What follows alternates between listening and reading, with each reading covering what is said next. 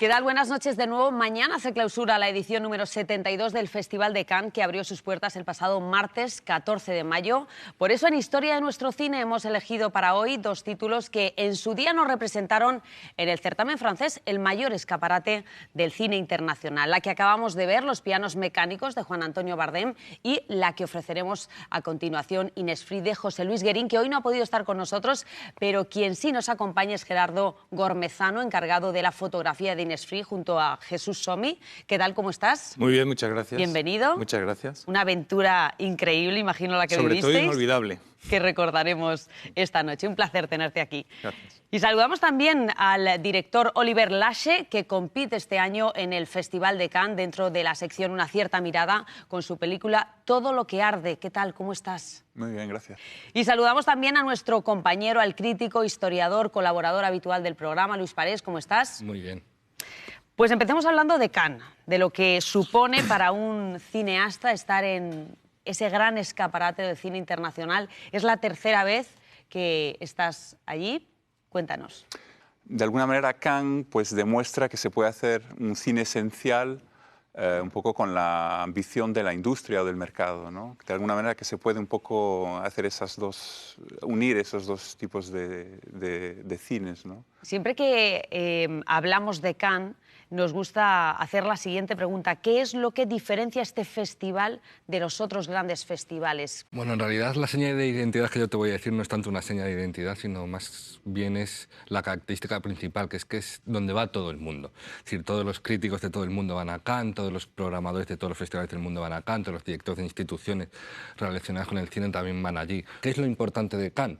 Que tienes la posibilidad de crear un eco que puede llegar mucho más lejos de lo que podrías llegar tú seguramente con tus propios medios. Además de Oliver, tenemos más presencia española en esta edición del festival. Tenemos a Almodóvar, una película que ya hemos visto en España, pero que compite.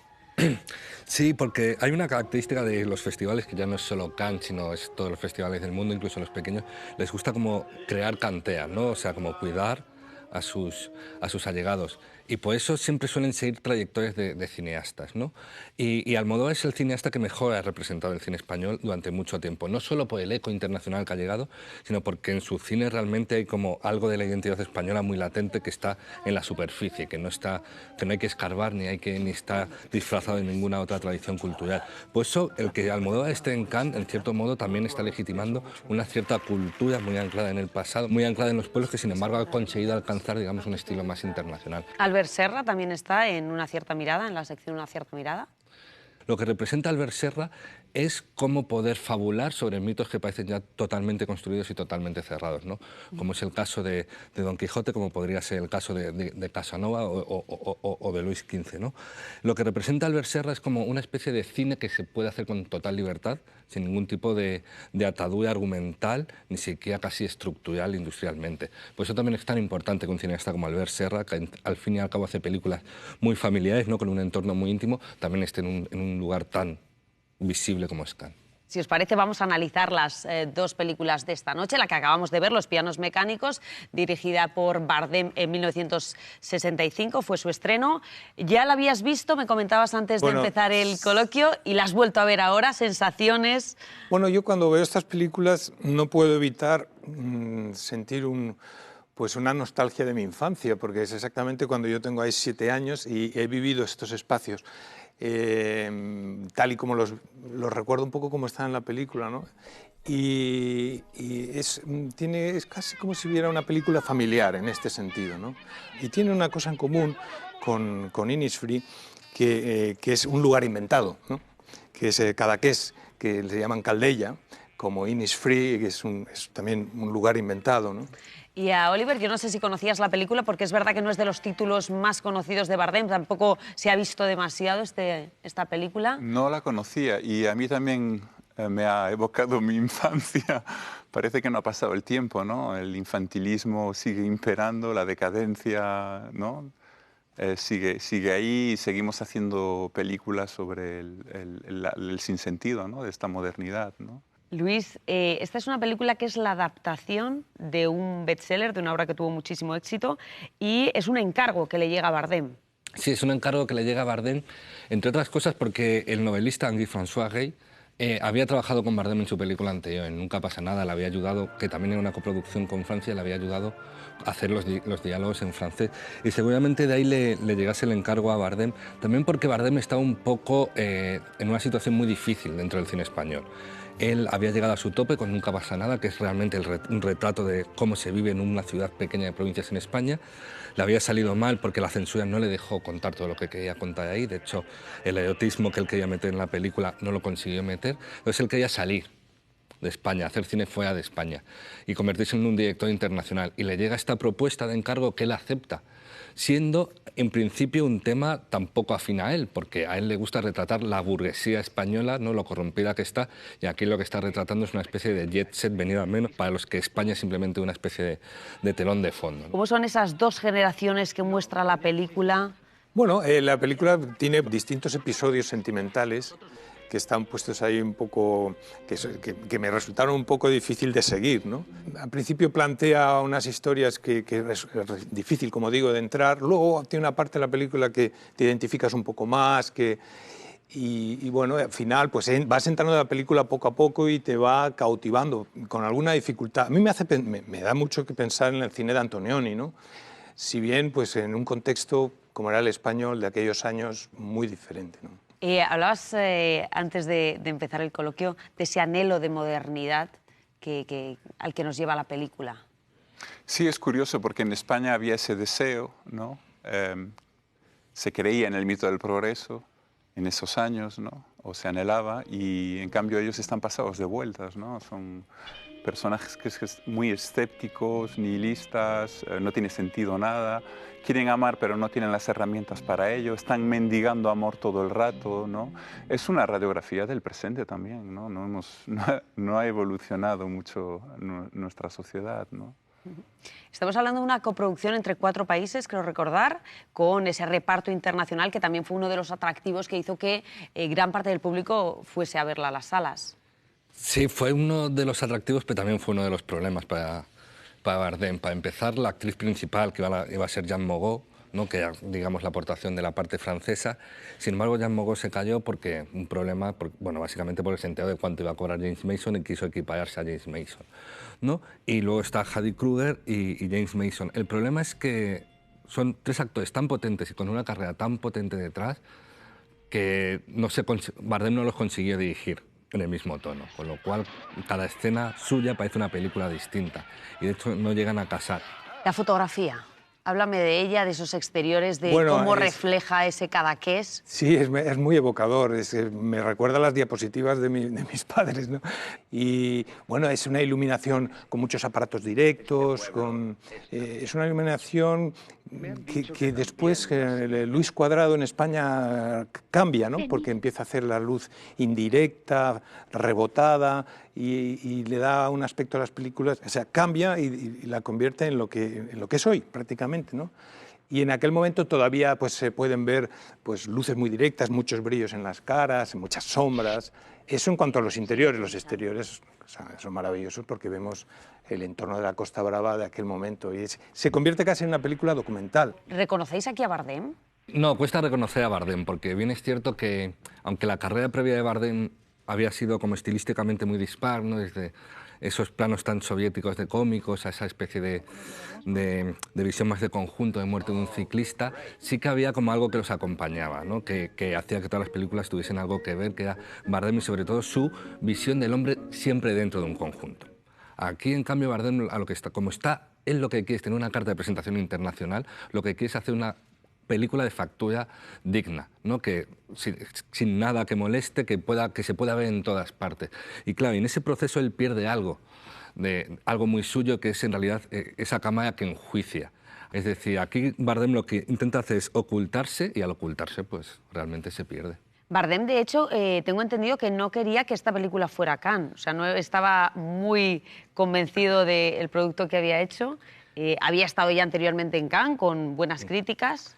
Siempre se ha dicho que el cine español para el Festival de Cannes es un solo director, ¿no? Primero fue Buñuel, después fue Carlos Saura, después fue Gutiérrez Aragón, Almodóvar, y hubo un periodo de tiempo en el que era Bardem. O sea, es lógico que Bardem fuese el director invitado a Cannes. Sí que es cierto que lo que nos han contado hasta ahora es que Bardem le pidió a los productores que no fuese a Cannes porque esta película no iba a recibir buenas críticas como realmente así ocurrió. Yo creo que él debió ver durante el rodaje de la película que eso estaba pasando, porque si no es muy difícil de entender que tuviera la perspectiva suficiente. Y yo intuyo que algo sintió si realmente ya dijo, uy, esto no es lo que yo quiero que se enseñe, ¿no? Vamos a hablar de Innisfree, que yo creo que es una película que a los tres os gusta mucho. Sí. Estrenada en 1990. Por lo que he leído, Guérin dice que 3 años antes, viajando por Irlanda, en un pequeño pueblo, en un bar, escucha a 3 personas mayores, borrachos, hablando de John Ford, y eso le seduce y dice, bueno, aquí hay una película, ¿no? Hablando de ese rodaje mítico del hombre tranquilo. ¿Cómo te traslada a ti este proyecto? ¿Qué te cuenta? ¿Qué era lo que quería mostrar? Él buscaba un poco casi la patria del cine. Estaba buscando en ese lugar, en ese entorno en el que se ha rodado una película que es mítica y en un país alejado del nuestro, con una cultura tan distinta y que al mismo tiempo te puedes identificar tanto, porque no hay que olvidar que lo que la gente habla en los bares de Irlanda es bastante parecido a los diálogos que oímos en las películas americanas. Tienen frases, grandes sentencias que te chocan, que parecen guiones escritos. No, es al revés, que es que los guionistas han bebido de lo popular de Irlanda. Es muy difícil poder entender esa colectividad sin conocer el evento sucedido en el año 51, que es ese rodaje de The Quiet Man, El hombre tranquilo. I remember getting Dr. Shillings, I think, in LSD, I think it was at that time. We hadn't this other currency at the time, and I remember they said that I'd only go up to collect it and come down and drunk it here. ¿Qué te parece ese punto de partida como cineasta? Me parece muy interesante que un cineasta, José Luis en ese momento tiene unos 30 años, honre a un maestro, ¿no? No es habitual, ¿no? No es habitual, precisamente es uno de los problemas del cine de hoy en día, que ya no tenemos maestros o ya no dialogamos con ellos, ¿no? Y él, bueno, pues es un gran trabajador y se nota en esta película. ¿Es su segunda película? Sí, es su segunda película después de Los motivos de Berta, que hizo 6 o 7 años antes, pero sin embargo es muy coherente con Los motivos de Berta y en realidad también es muy coherente con toda la obra posterior de José Luis Guérin, porque yo creo que ahora que ha hecho ya bastantes más películas podemos ver que sobre todo él trabaja sobre cómo capturar algo que está a punto de desaparecer, ¿no? Los motivos de Berta es esa ingenuidad de la adolescencia, en La ciudad de Silvia es ese paso de una persona que te encandila de repente, y aquí es un poco lo que decía Gerardo de... está a punto de perderse los recuerdos de una película que en realidad ha marcado a todos, incluso a los que no hemos pisado jamás ese lugar. Entonces, él lo que quiere es buscar ese eco para fijarlo y que cuando todas esas personas hayan muerto y nadie pueda contar cómo fue el rodaje, por lo menos esté una película que lo cuente. At the races, every single woman had to put up their bonnet. Maureen O'Hara didn't want to put up her bonnet until somebody told her to put up her bonnet. And then she put it up and the race started and John Wayne was in the race. He caught another woman's bonnet and she was very mad. Y habías trabajado con él en Los motivos de Berta, que fue su ópera prima. ¿Cómo recuerdas el rodaje? ¿Cómo decidiste fotografiar esos paisajes irlandeses? Bueno, hay una gran diferencia. Innisfree tiene un carácter mucho más documental, si bien todo es reconstruido, ¿no? José Luis elabora un poco el espacio y lo reconstruye pues, en base a una iconografía, a unos valores estéticos. Y fue una película, sobre todo en las escenas en particular del bar, son escenas que están hechas a tiempo real. Son escenas en las que se dan algunas pautas, las cámaras empiezan a rodar, en negativo de cine, no en vídeo, y ellos empiezan a hablar, a beber, y a hablar, y a beber, algunos más a beber que a hablar. Y después hay toda una labor de montaje en la que, digamos, se filtra todas esas conversaciones. Es que el espíritu de los personajes, del director, de los actores, está muy presente en la película. Bueno, es que lo que nos pretende decir José Luis Guérin en esta película es que, en cierto modo, John Ford lo que hizo fue recoger, o sea, no inventó, recogió, y a partir de lo que recogió sí que tuvo que fabular un poco para dar un sentido narrativo a la película. En ese sentido es muy bonito como él al principio intenta seguir los pasos de John Ford, ¿no? Que John Ford, antes de rodar la película, tuvo que llegar al pueblo, y al llegar al pueblo tuvo que preguntar dónde estaba el bar y no sé qué.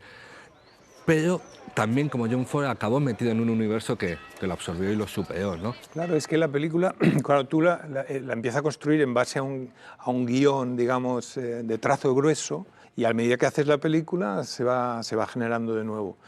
Y, de hecho, estuvimos en dos veranos. Estuvimos primero en el 89 y luego en el 90, si no recuerdo mal.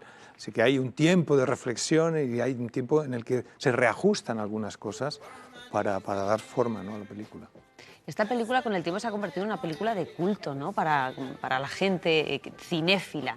¿Por qué? Creo que sobre todo por José Luis. Ha sido el único autor de los pocos autores que hemos tenido después de Erice, ¿no? Él ocupa una década, ¿no?, o más. Bueno, sigue siendo un muy gran cineasta, ¿no? Y de alguna manera, pues todos los cinéfilos teníamos pues en ese momento los labios muy secos, ¿no? Y Guérin era un poco un faro, ¿no? A los espectadores, Luis, ¿qué es lo que se van a encontrar esta noche? Porque seguramente la mayoría va a descubrir hoy la película. Bueno, yo lo que creo que se van a encontrar, que es difícil definirlo, pero es sobre todo un ejercicio de aprender a mirar y aprender a escuchar, que al fin y al cabo José Luis Guérin, como cineasta que ha aprendido a hacer cine viendo cine, porque no fue jamás en una escuela, se ha dado cuenta de que esa es la clave, ¿no? Y es lo que va a haber el retrato de una serie de lugares que solo están unidos en la cabeza de un director que encima no es José Luis Guérin, sino que era John Ford. Hablemos de la película que acabas de presentar en Cannes, de Todo lo que arde. Cuéntanos. Pues es curioso, ¿no? Porque tiene relación con Innisfree y con Un hombre tranquilo, ¿no? La película empieza con alguien que vuelve a casa. La diferencia es que esa persona sale de cárcel, ¿no? Es algo que hemos visto mucho en el cine, ¿no? Y bueno, es también un poco mi retorno a Galicia, ¿no? Después de 10 años en Marruecos trabajando, allí he hecho mis 2 primeros largometrajes, pues he intentado pues evocar un poco como en Innisfree, pues pequeños gestos, ¿no?, dulzura de la gente y de paso volver a enraizarme yo mismo en Galicia, ¿no?, que es un poco, bueno, pues, mi casa. Mañana conoceremos el palmarés de Cannes. ¿Qué podemos esperar? No sé, quinielas. Bueno, es que no tiene sentido porque, del mismo modo que Cannes es un poco conservador a la hora de seleccionar las películas y ves autores que van repitiendo año tras año o cada 2 años, no es nada conservador a la hora de dar los premios. Y bueno, también depende del jurado, claro, eso siempre. Sí. Yo estoy contento ya de participar. Este año estamos en sección oficial, yo creo que son 45 películas, ¿no? Y ya estar allí ya es un premio. He hecho la película que quería hacer, estoy bastante tranquilo. Muchísimas gracias por haber estado aquí. Gracias, Muchas Gerardo, gracias. también. Gracias. Un placer. José Luis Guérin quería ver cómo acogía una pequeña comunidad el pozo mítico de un rodaje de Hollywood, el cine como legado vivo que permanece y se traspasa de padres a hijos. La película elegida, una obra maestra, El hombre tranquilo. El resultado, un documental cinematográfico de lo más sugerente. Os dejamos con Innisfree.